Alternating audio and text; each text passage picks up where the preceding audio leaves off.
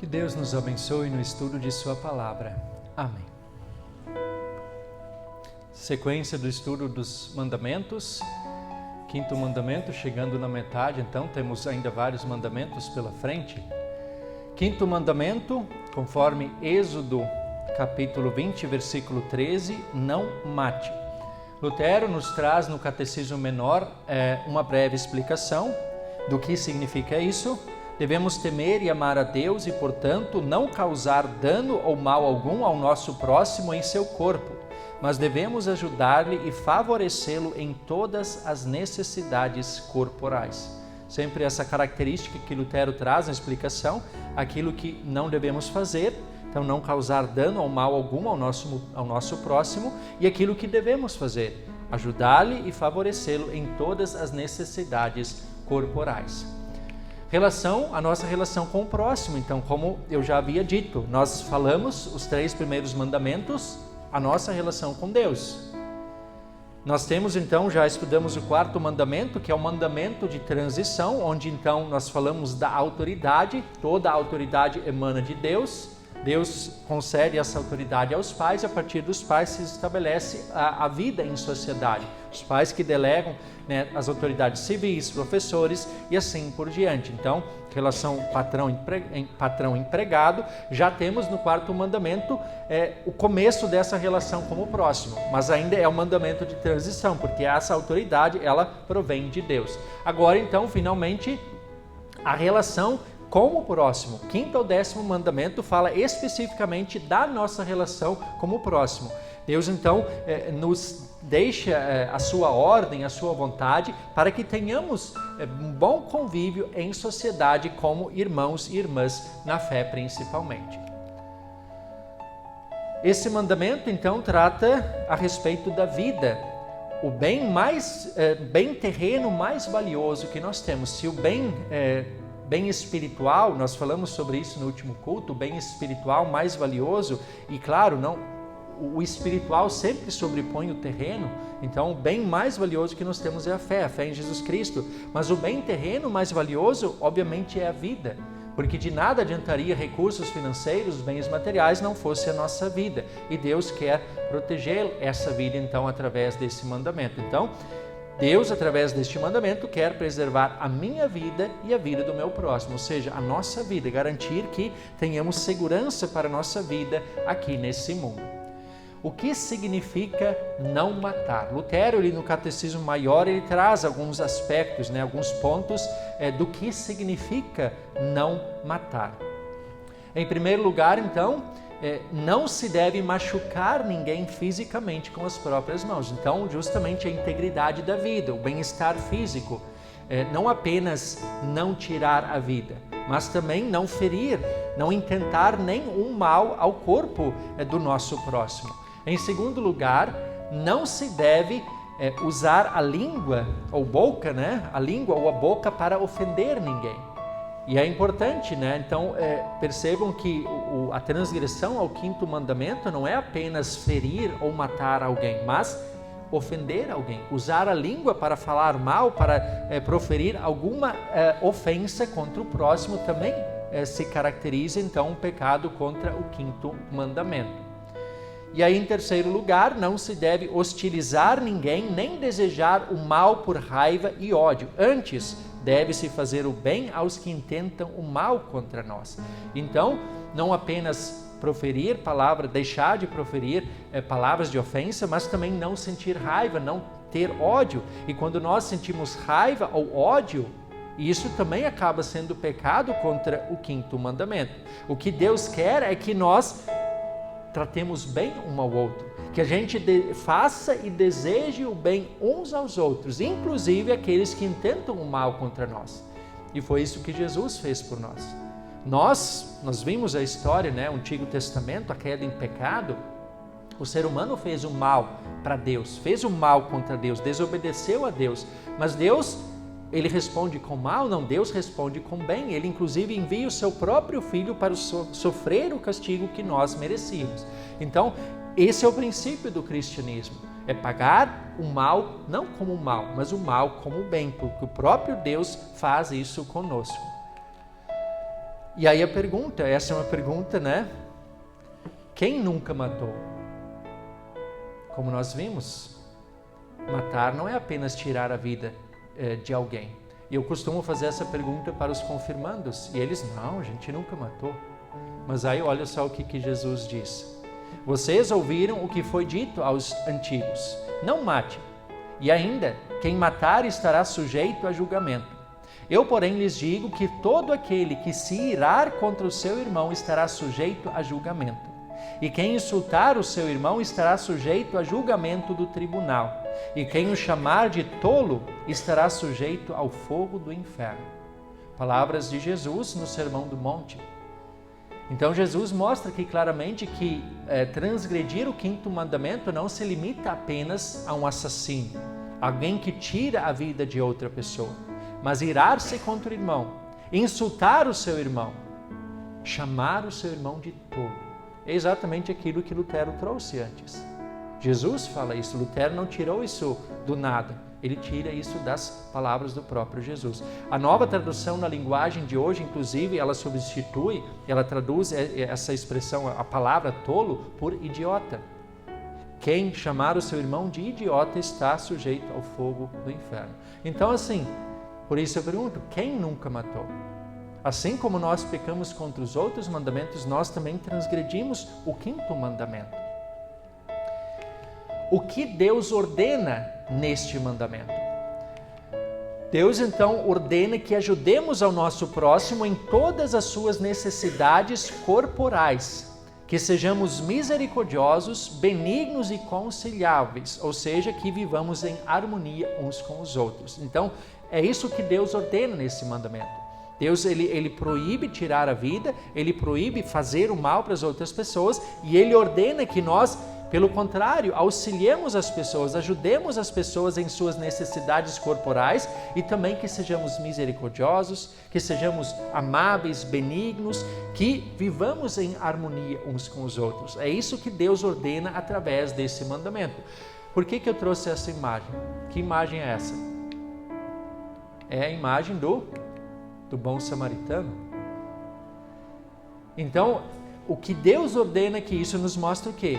Que nós não apenas transgredimos esse mandamento quando fazemos o que nos é proibido, mas também quando deixamos de fazer o que nos é ordenado. E aí nós temos a parábola do bom samaritano que Jesus conta, Lucas capítulo 10, onde então nós conhecemos a parábola, um homem que foi gravemente ferido por salteadores, ele estava ali deitado à beira da estrada, praticamente à beira da morte, e aí veio primeiro um sacerdote e depois um levita. E ambos eram religiosos do povo de Deus. Os sacerdotes eram como se fossem os pastores do povo de Israel, né? E também o levita eram os responsáveis pelo louvor dentro do culto do Antigo Testamento.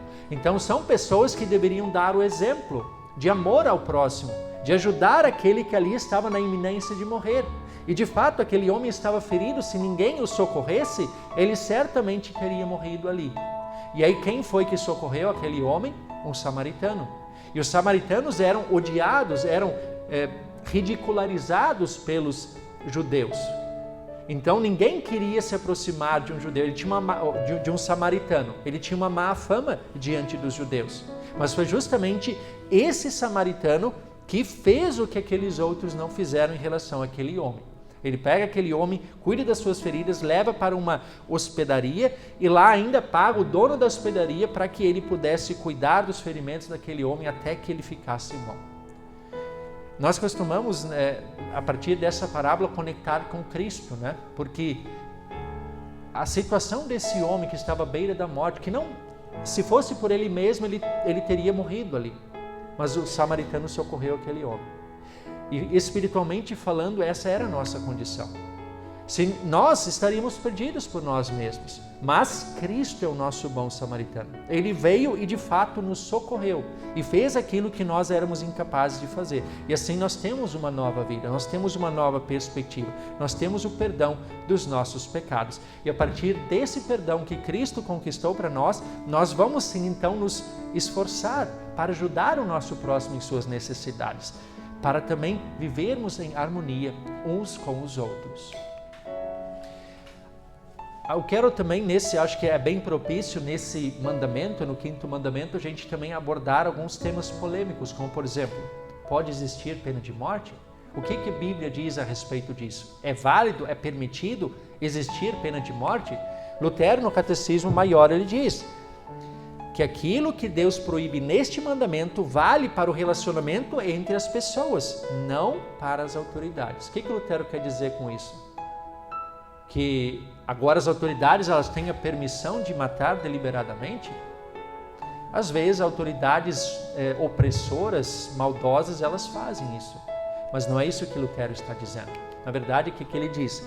As autoridades instituídas, cujo poder e autoridade emanam do próprio Deus, têm o direito e o dever de punir os malfeitores. E isso inclui a condenação à morte. Então, assim, a pena de morte, biblicamente falando, ela é possível. Há permissão para a pena de morte, mas não vingança com as próprias mãos. Se uma pessoa teve um ente querido, um familiar assassinado por um ladrão, por um assassino, essa pessoa não pode fazer justiça com as próprias mãos. Isso a palavra de Deus não permite. Para isso existem as autoridades. As autoridades, quando então prenderem aquele suspeito e for provado que ele é realmente o assassino, e se aquele país permite a lei de morte, e depende também das leis civis do país. Então, se há a pena de morte para aquele crime, então a morte é justificável. É morte? Morte é abreviar a vida, e Deus é quem dá a vida.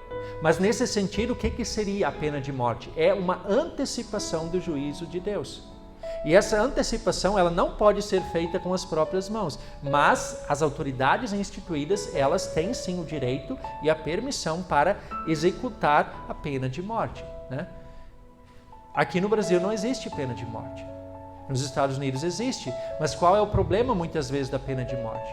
A justiça de Deus é perfeita, mas a justiça humana é falha. E existem casos e relatos de penas de pessoas que foram condenadas à morte, foram executadas nos Estados Unidos, que depois se provou, algum tempo depois, que eram pessoas inocentes.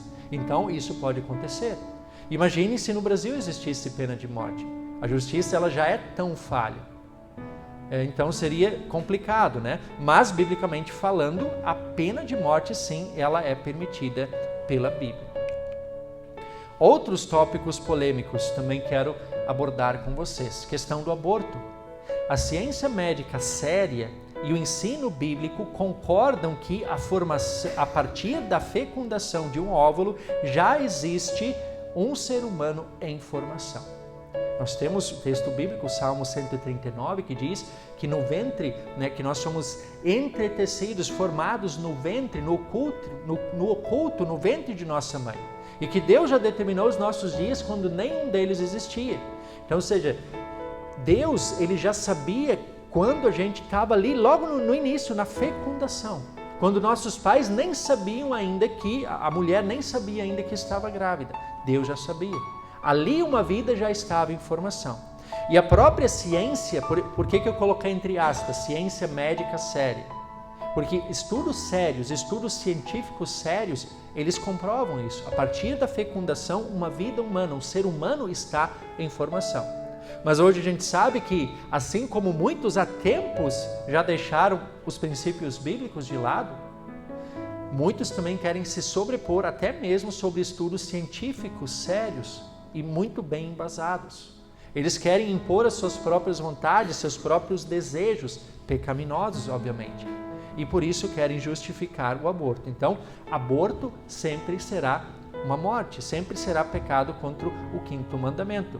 Casos de estupros, muitas vezes se argumenta, ainda assim, será uma morte. E existe sempre soluções. A mulher que foi violentada, ela tem a possibilidade de colocar a criança para adoção, enfim, é um tema polêmico, é um tema bem sensível. O único caso, a única situação em que, de acordo até com a posição oficial da Igreja Evangélica Luterana do Brasil, a única situação em que é permitido o aborto é quando a vida da mãe está em risco. Quando há uma gravidez de grande risco, e às vezes a própria criança nem se sabe se ela virá a nascer. E se a mãe levar adiante essa gravidez, a mulher levar adiante, isso provavelmente colocará em risco a vida da própria mãe. E óbvio que isso passa por uma análise médica muito séria, e tudo isso será conduzido da maneira mais apropriada. Então, nesses casos, se opta pelo quê? O mal menor, o princípio do mal menor. Isso é um princípio teológico. Quando se está diante de uma situação em que precisa se fazer uma escolha. E nesse caso, a escolha sempre é pela mãe, pela mulher que lá está na iminência de correr o risco da sua própria vida. Mas ainda assim, acaba sendo uma morte, acaba sendo, né, a perda, né, tirar-se uma vida. Outro ponto é a eutanásia, né? E a eutanásia ela pode ser caracterizada como suicídio. A eutanásia seria uma pessoa que ainda tem, que ela tem uma doença, ela já está com, digamos assim, uma situação terminal, mas ela ainda teria condições de viver, poderia ainda permanecer alguns anos, inclusive, né, uma condição, digamos, razoável, mas essa pessoa, ela desiste da vida e ela simplesmente decide que não quer viver mais. E a eutanásia seria justamente a aplicação de uma substância letal para abreviar a vida dessa pessoa. Então a pessoa, ela escolhe morrer, ela decide quando quer morrer. Isso pode ser caracterizado como suicídio, isso não pode, a Bíblia não permite isso, é suicídio, é tirar a própria vida. Deus é quem dá a vida, Deus é quem tira a vida. Porém, uma situação diferente, mas aí não seria caracterizado como eutanásia, né? Quando, por exemplo, não há mais perspectiva de vida, a pessoa foi desenganada, a pessoa ela não tem mais condições e nem perspectiva alguma de melhora nem de cura, estado vegetativo, a pessoa vive só sob aparelhos. A pessoa ela nem tem mais consciência de nada. E aí muitas vezes os familiares insistem, não precisa permanecer, precisa. Assim como Deus dá, toda pessoa tem o direito à vida e o dever de viver, também ela tem o direito de morrer. Então, se Deus, né, se uma pessoa só vive mediante aparelhos, é porque talvez Deus já tenha decidido, olha, essa pessoa... É claro que quando há perspectiva de melhora, vai se fazer de tudo. Agora, quando não há mais perspectiva, também não pode se insistir demasiadamente para que essa pessoa continue agonizando naquele estado. Então, esse já seria um caso diferente e não caracterizado como eutanásia. Outra questão, então, o suicídio, como eu disse, né, ninguém tem o direito de tirar a própria vida. Tirar a própria vida é também, então, um pecado contra o 5º mandamento. Mas aí também nós temos que considerar também o seguinte fato, né? O que leva uma pessoa a cometer suicídio, né? Podem ser inúmeras as razões. Então, suicídio sempre vai ser pecado contra o 5º mandamento. Mas a gente sabe como é difícil uma pessoa depressiva e às vezes a pessoa depressiva ela não sabe o que faz, né? O que não podemos fazer é julgar essa pessoa, porque só Deus é juiz. Uma pessoa que tirou a própria vida e achar, não, essa pessoa está condenada porque ela pecou contra o 5º mandamento. A gente precisa lembrar que o que condena é a falta de fé e o que salva é a presença da fé. Então a pessoa que talvez depressiva, ela tinha a fé dela, ela tinha fé, mas no momento de profunda depressão, de profunda dificuldade, ela acabou atentando contra a própria vida. Então não cabe a nós julgar, não cabe a nós colocar essa pessoa no céu e no inferno. Isso cabe a Deus, né?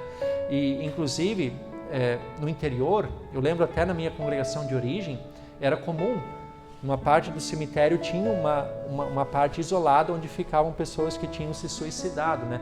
E isso até de certa forma é o ser humano tentando, esses aqui já estão condenados. Quem é o ser humano? No filme de Lutero, quem já assistiu o filme de Lutero, logo no início do filme tem uma situação em que um jovem, e na época a igreja, ela não permitia que pessoas que se suicidavam, que elas tivessem um sepultamento. E aí tem um jovem, no filme mostra isso, um jovem que se suicidou, Lutero foi lá e fez esse sepultamento, contrariando as regras da igreja. Então assim, a gente nunca sabe o que aconteceu. Então a gente nós estamos na mesma condição, nós somos pecadores. Então assim, a gente vai dar o máximo de dignidade possível enquanto pudermos. E o restante está nas mãos de Deus. Autodefesa, né? Homicídio é caracterizado como homicídio justificável, que seria uma situação de autodefesa.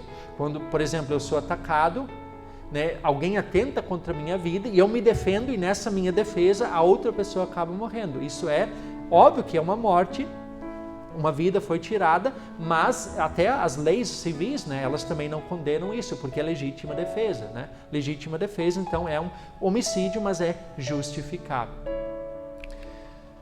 Resumindo, então, né, o que nós aprendemos, nós lembramos com respeito a esse mandamento? Que somos pecadores, que transgredimos também o 5º mandamento, mas a fé operada pelo Espírito Santo nos leva a confiar em Deus e receber os méritos de Jesus Cristo, que cumpriu perfeitamente todas as exigências deste mandamento.